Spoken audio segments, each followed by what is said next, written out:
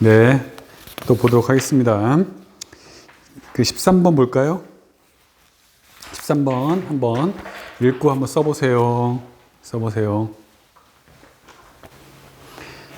네, 공론화위원회. 사실은 최근에 뜨고 있는 제도죠.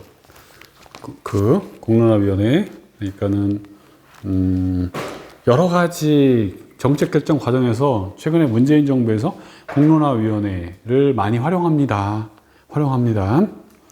공론, 의견을 모은다는 거잖아요. 의견을 모은다. 뭐예요? 여러 가지 첨예한 의견에 대해서 논의 과정에서 의견을 좁혀서 통일해 나가는 과정을 공론화하고 이런 것들이 모아진 의견을 공론이라고 한다. 그런 공론으로 모으는 과정, 그런 것들을 하는 데가 이제 공론화를 추진하는 과정에 그 기구가 이제 공론화위원회가 되는 겁니다. 필요성 보세요. 첫 번째는 다양한 의견을 수기 과정으로 결정함으로써 정책 완성도를 높일 수 있다. 어떤 다양한 의견을 수기 어떤 깊이 논의하는 과정에 그래서 완성도를 높일 수 있다. 두 번째는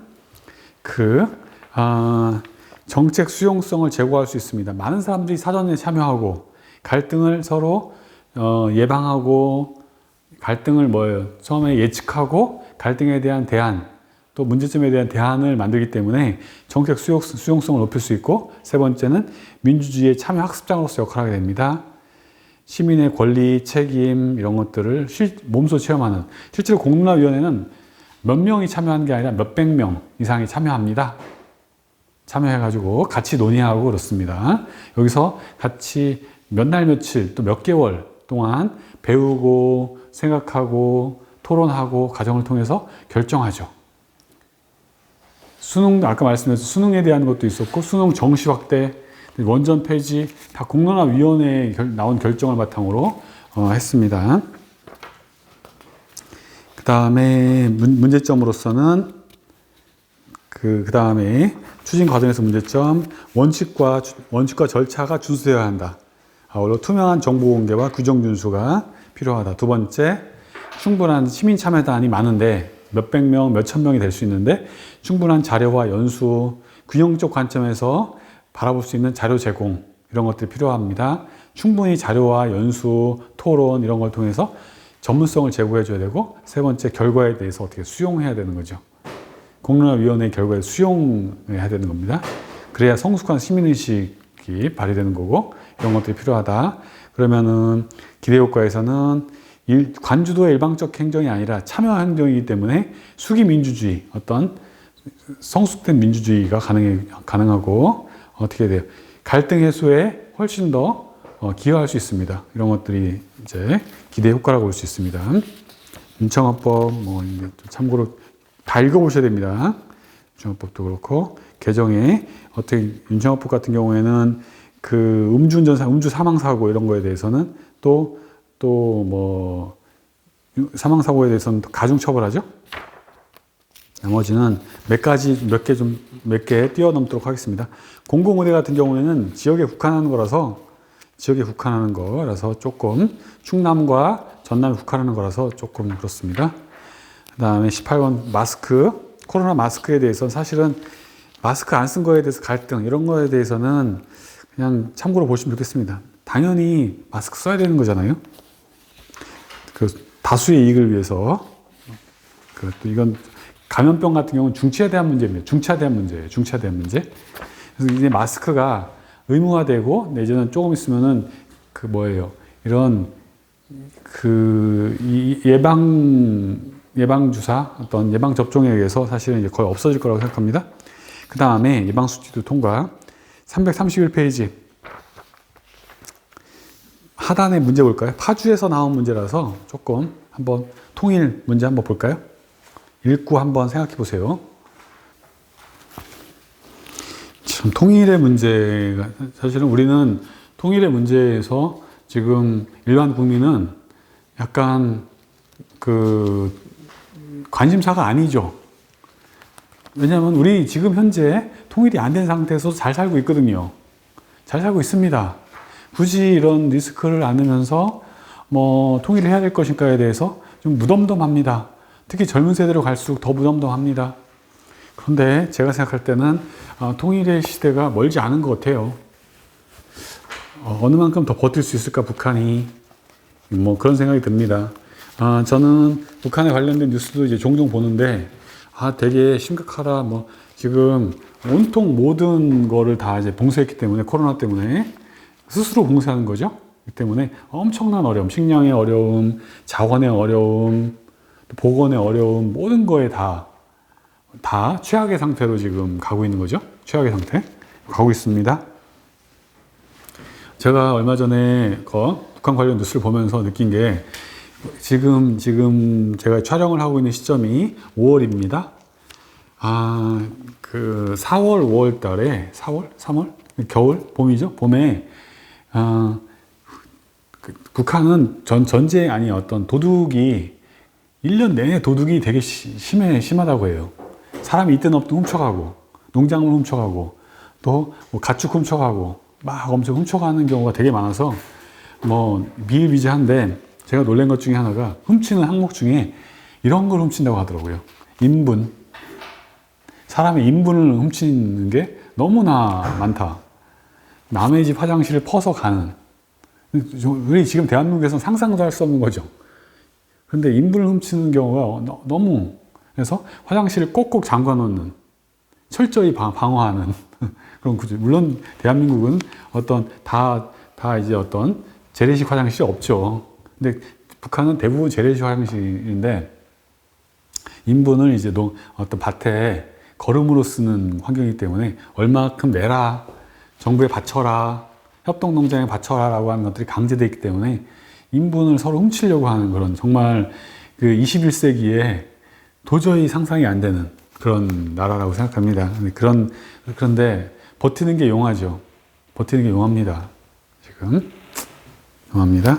그래서 이제 통일이 제가 버틸 수 있을까? 정상적인 상황이라면 이제 거의, 풍선도 바람을 세게 불거나 그러면 터지게 됩니다. 거기에서의 압력 때문에 지금 제가 볼 때는 엄청난 군사적 내지는 어떤 사람들에 대한 압제에 의해서 버티고 있는데, 오래 갈 수 있을까? 그런 생각입니다. 통일이 되면, 엄청난 대한민국이 재정적 부담을 떠안을 수밖에 없는 거죠? 없습니다. 어떤 인프라, 북한에 있는 집들을 다 새로 져야 돼요. 다. 왜 새로 져야 될까요? 싹 다. 도로 다 새로 놔야죠. 도로 완전 개판이거든요. 그래서 지금 흙먼지 날리는 도로 다 새로 놔야지. 집도 다, 아파트도 다. 왜냐하면은 내진 설계라든가 기본이 안 돼 있기 때문에 다 새로 놔야지. 도로, 철도, 또 전기, 전력, 또 뭐 기간산업, 여러 가지를 다 새로 다 해야 되기 때문에 엄청난 재원이 필요하고, 그것은 곧 누구의 부담으로 오는 거예요? 여러분들의 부담으로 오는 겁니다. 여러분들의 부담으로 오고, 그러면은 여러분들에게 가는 복지 혜택이라든가 한국에서 어떤 여러 가지 개발 사업에 멈출 수밖에 없는 거죠. 그러면은 부족한 세수를 어떻게 채울 것인가? 자원개발, 관광, 토목건설. 첫 번째는 북한의 광물자원 개발하는 방식이 있습니다. 광물은 또 많아요. 많죠. 지금 개발이 안 되는 부분이 많은데, 광물자원 개발로 충당하고, 두 번째는 관광산업으로 충당한다. 관광산업으로 충당하겠다. 북한의 광물로, 북한에 여러 가지 광물이 매장이 엄청나게 많습니다. 자강도, 함경도, 양강도, 북한의 어떤 산맥을 이루는 그런 데 많이 있습니다. 그래서 자원 개발이 많고, 관광자원 활성화, 금강산, 개성, 또 등등 여러 백두산, 관광산업을 활성화 통해서 일부 충당할 수 있다. 세 번째는 토목 건설 사업을 활성화함으로 인해서 어떤 통일되는 순간 가장 많이 주가가 상승하는 회사가 건설회사입니다. 건설회사입니다. 가장 많이 주가가 뛰는 거죠. 기반 산업을 해야 되니까. 그래서 건설회사의 수익이 극대화되면서 건설회사를 통한 세수 확대 가능하다. 사실은 미미한데요. 결국은 통일세라는 걸 거둘 수밖에 없을 겁니다. 아마 제가 볼 때는. 그래서 통일이 무분별한 어떤 개발도 좋지만 그 단계적인 개발, 북한에 대한 단계적인 개발이 필요합니다. 또 다양한 분야에서 민자 유치도 필요하죠. 무조건 관주도의 개발보다는 민자 유치라든가 아니면은 단계적인 개발 통해서 통일 비용을 좀 줄여야 되는 그런 게 있습니다. 그렇습니다. 이제 지방선거제 통과 22번 볼까요? 한번 읽고 한번 써보세요. 네, 선별적 복지와 보편적 복지입니다. 여러분들 복지 논쟁이죠. 계속입니다. 아마 미래에는 어떻게 될까요? 두 가지 중에 뭘로 갈까요? 미래에는 보편적 복지로 갈 가능성이 높습니다. 그걸 보편적 복지의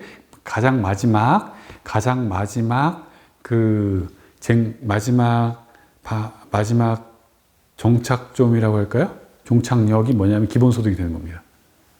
기본소득이 되는 보편적 복지에서의 끝은. 그런데 선별적 복지와 보편적 복지 중에 나는 여기서 선별적 복지가 낫다고 생각합니다 라고 되어 있는데 관계없습니다. 어떻게 하든지. 저는 부의 양극화에 대해서 지금 선별적 복지를 함으로 인해서 어떻게 돼요? 없는 사람에게 더 많이 줄 수 있는 거죠. 더 많이 줄 수 있습니다. 그래서 부의 양극화를 해소하는 그런 장점이 있고, 두 번째는 자립의 기회. 어떤 가난한 사람들에 대해서 더 많은 걸 줌으로 인해서 어떤 대등하게 되고 또 자립할 수 있고 뭔가 새로 일어날 수 있는 그런 기회도 가능할 거라고 봅니다.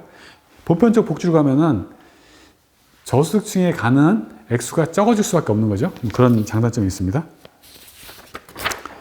그 다음에 셋째는 여기 똑같은 거네요. 대폭적 지원 가능하다. 넷째는 하지만 고등학교 이 학생들에 대해서는 낙인 효과. 사실은 성인이 되면은 낙인에 대해서 사실은 덤덤해요. 많이 받기만 하면 돼요. 여러분들 그렇잖아요. 그래서 여러분들 수급자 서로 되려는 거 아시죠? 기초생활 수급자 서로 되려고 합니다. 그래서 성인이 돼서는 부끄러움보다는 어떤 혜택의 방점이 있습니다. 그런데 청소년은 어때요? 청소년은 혜택보다는 부끄러움의 방점이 있는 겁니다. 내가 우리 집이 가난한 거에 대해서 상당한 어떤 자괴감 같은 게 들죠. 근데 성인이 돼서는 그런 것보다는 더 많은 혜택을 받는 거에 방점이 있기 때문에 어떤 어린아이들에 대해서는 보편적 복지가 타당하다. 그런 취지입니다. 하지만 보완책으로서는 시스템에 대한 개선. 지금 시스템을 개선하지 않으면 어떤 사각지대가 발생할 수 있고 또 충분한 사람이 수급자가 될 수 있는 그런 여건이 있습니다. 그 다음에 단기간에 최소 인력으로 지원이 가능하도록 시스템을 만드는 것. 세 번째는 사회적 합의. 복지 제도와 복지 범위, 복지액, 어떤 지원액, 지원 범위, 지원 대상, 지원 기준, 지원액 이런 거에 대한 합의가 필요하다. 그렇습니다.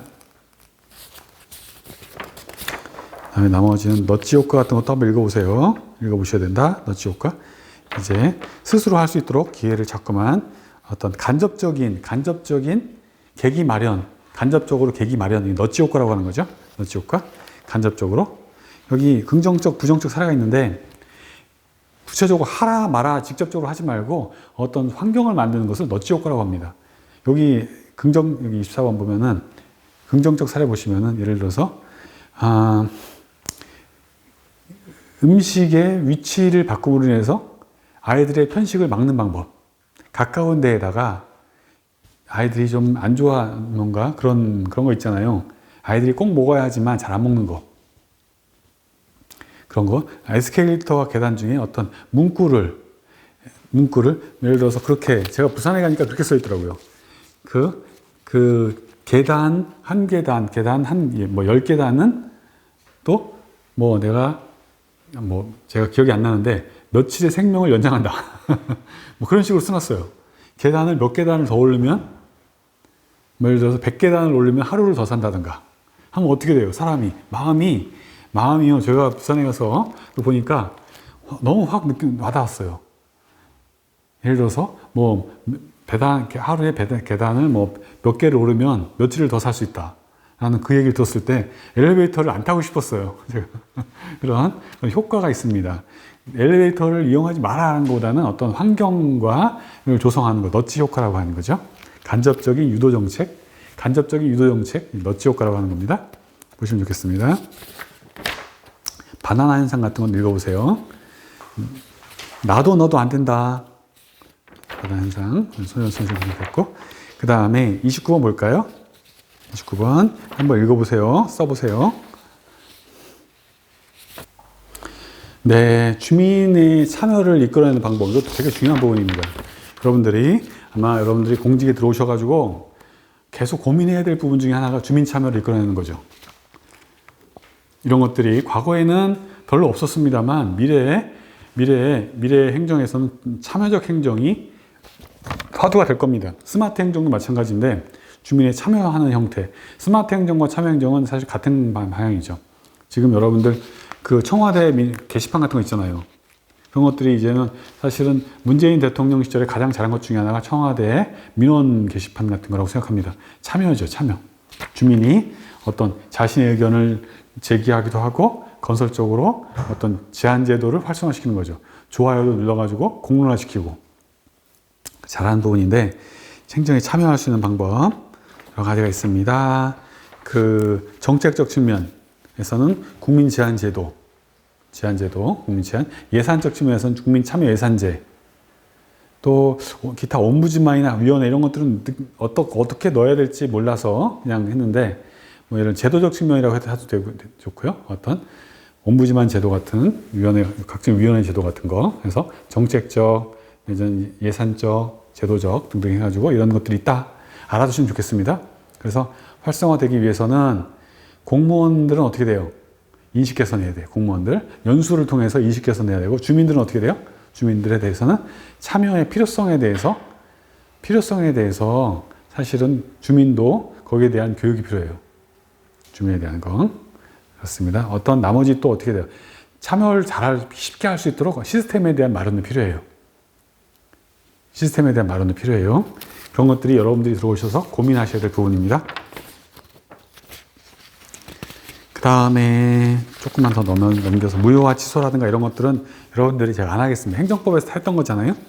무효화 취소 내지는 손해배상, 손실보상, 행정심판, 행정소송 나누는 것들은 다 공부했다라고 알겠습니다. 젠트리피케이션도 아까 했던 건데 젠트리피케이션 뭐예요? 둥지 내몰림 현상이라고 했잖아요. 둥지 내몰림 현상. 그런 게 있었다. 34번 보겠습니다.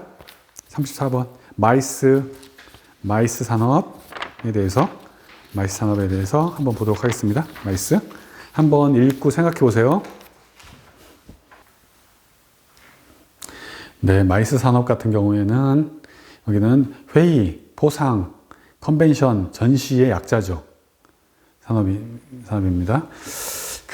이제는 이게 사실은 마이스 산업이 되게 유망한 산업이었는데요. 문제는 코로나가 생기면서 다 숲으로 돌아갔어요.